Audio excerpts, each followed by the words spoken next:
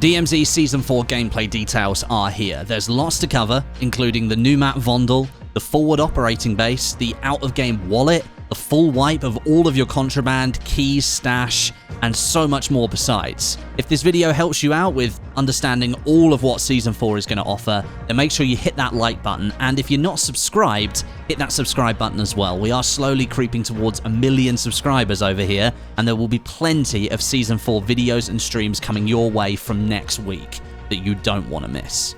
Right then, let's start with one of the brand new features coming to Season 4, the forward operating base. This is coming alongside a revamp to the DMZ menus for improved navigation and to make room for these new features. The FOB, forward operating base, will be like your central hub within DMZ. It's going to show you all of your missions, all your challenges and your objectives that you've got to complete across all of the different DMZ exclusion zones. And that includes the new Vondel map. Now, one major change for this season is that the forward operating base upgrade objectives are being included. That's right, you can upgrade your base. Well, kind of. It's going to be passive, so you won't have to select missions in order to make progress upgrading, which is a welcome change. As I mentioned, this is just like a UI menu system. It's not like a 3D base like you might have seen in Tarkov. It's still just a menu system. But there is a lot more here than what we're used to seeing in DMZ. The forward operating base is going to be divided into 4 different sections. You're going to have the weapons locker, the stash, the bounty board, and the communication station. The weapons locker, that's going to house your insured weapon slots, the cooldown timers for those weapon slots, and your contraband weapon stash size increases. The stash is going to feature the new out-of-game wallet system, the wallet capacity, as well as key contraband stash size increases. The bounty board will include your personal exfil, barter recipes, and buy station discounts. And lastly, the communication station will feature your urgent mission access. Now, obviously, there's a few new features in that list that I just spoke about, like the wallet, which I will explain in a second, but the reason the developers have gone through this huge design overhaul was to remove friction between operators and high-tier mission access. So, for example, now insured weapons will not be tied to completing faction mission tiers. Instead, they're going to be unlocked passively through the new objectives that are integrated into the forward operating base. So that should mean that players are progressing through DMZ a little bit more efficiently instead of having to manually track every mission that they do to obtain those important insured weapon slots. There are still faction missions in DMZ, we'll talk about those in a second, along with a brand new faction being added for Season 4, but instead, those faction missions will be linked into the new faction reputation system, which I'll explain in a moment. There really is a lot going on in Season 4.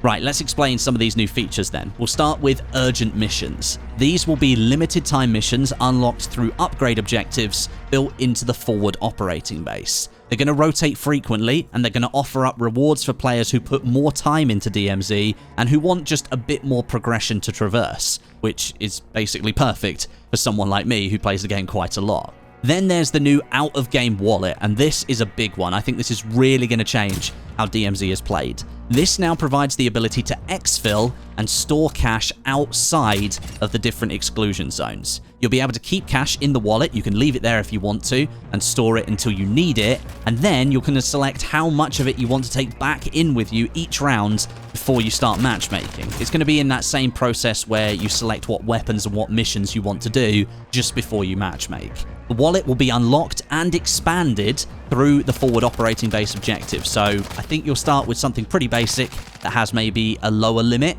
and then the chance to unlock more space in your wallet as you progress through Season 4.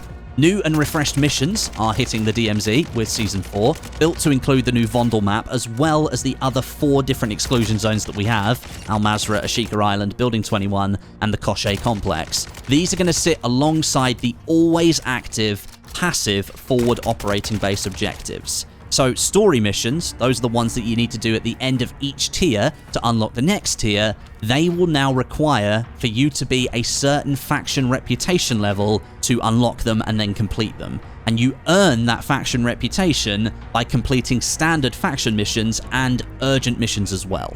How many times have I said missions in this video? Then there's the new map itself, Vondel, which is set in Europe, inspired by Amsterdam, and it's actually from the single-player level from Modern Warfare 2, but it's completely different. It doesn't look anything like the single-player, but it's inspired by that. The map itself is apparently slightly larger than Ashika Island, and it's considered a medium-sized map overall, so take of that what you will, but it's hosting the same amount of players as Ashika Island, 18 in total. That's 6 squads of 3.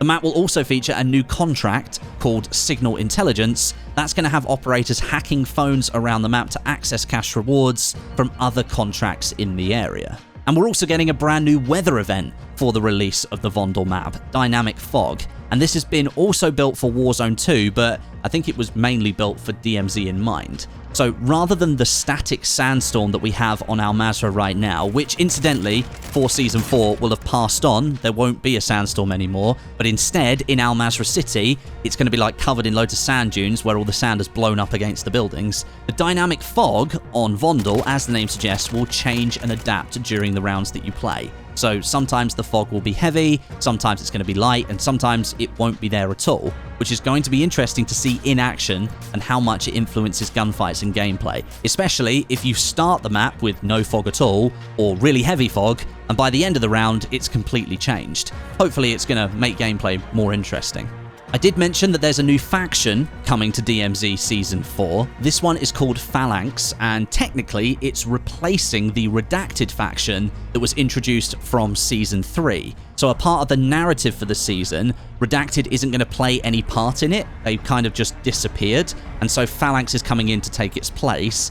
And apparently, Phalanx operations are being conducted by Station Chief Kate Laswell, as she has a strong interest in learning about the faction that has invaded the Vondel area. Phalanx and Black Mouse will be executing missions together, gaining intel to uncover the enemy force's identity. Sounds pretty interesting. With this new faction comes the brand new faction reputation system. It's going to completely overhaul how traversing the faction missions works. Each tier will still have a set of missions that you've got to complete before unlocking the story mission. But the story mission requires a certain amount of faction reputation to unlock. To get this faction reputation, you need to complete faction missions and urgent missions. So that's giving you a little bit more flexibility. It means you don't just have to complete 5 of 6 of each tier of faction missions to unlock a story mission. Instead, you could do a bunch of urgent missions and gain reputation that way if you don't want to do the faction missions. From the way that it's all laid out in the UI, it seems fairly straightforward as a redo of the faction mission structure, but we'll see how it plays in just a few days' time. And of course, we should briefly talk about the reset that's happening for Season 4. To accommodate the removal of the Redacted faction and the addition of Phalanx, as well as the brand new faction reputation system, the urgent missions which tie into that, and the forward operating base upgrade paths, faction mission progress is being reset and your DMZ inventory will be wiped. So that means all of your contraband weapon inventories will just be rolled back to the starter weapons, which is like an M4 and a shotgun or something like that. Your key and mission inventories will be completely emptied, and the ensured weapon slot functionality will be completely changed and reset. Ensured weapon slots will now be unlocked through the forward operating base upgrades passively instead of through the faction missions, which you have to track manually. However, all previous mission and boss enemy rewards, weapon case cosmetics, and weapon blueprint puzzles that you've unlocked will be saved and kept on your account. So you're still going to be accessing all of those rewards just as you could after the Season 2 wipe.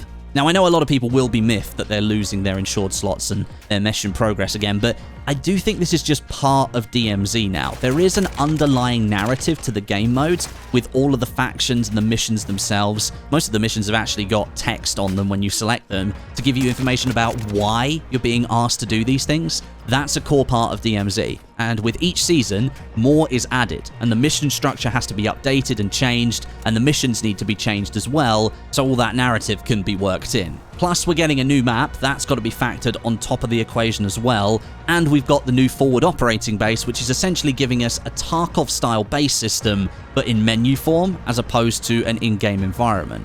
And it is worth mentioning that the DMZ appears to be staying in beta for Season 4. I've not seen any mention whatsoever of that beta label being removed. I know a lot of people hoped it would be removed, but I'm not sure Infinity Ward is even remotely close to finishing what DMZ actually is yet. I know it can be frustrating to have everything wiped each season, but you cannot deny that DMZ has been updated consistently with plenty of new content every season so far. It'd be way more harsh if there wasn't any development whatsoever and they just reset the missions for the sake of it, but that's not happening because each time each season comes out, we're getting new features that flesh the mode out, and the narrative is being built as well.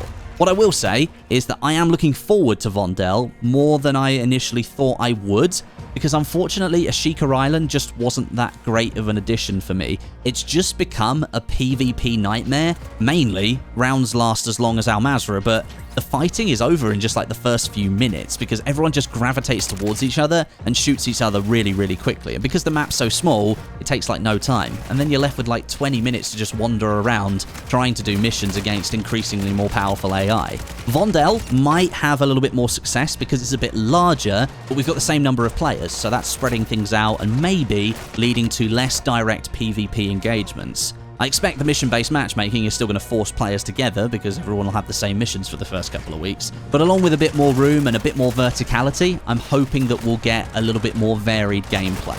At least a little bit different to Ashika anyway. I'm hopeful, we'll just have to wait and see. Let me know your thoughts and comments down below on Season 4. I'm certainly excited for that brand new map and the new forward operating base feature. And here's hoping that DMZ keeps that tense gameplay. Have a good one, guys. I'll catch you soon.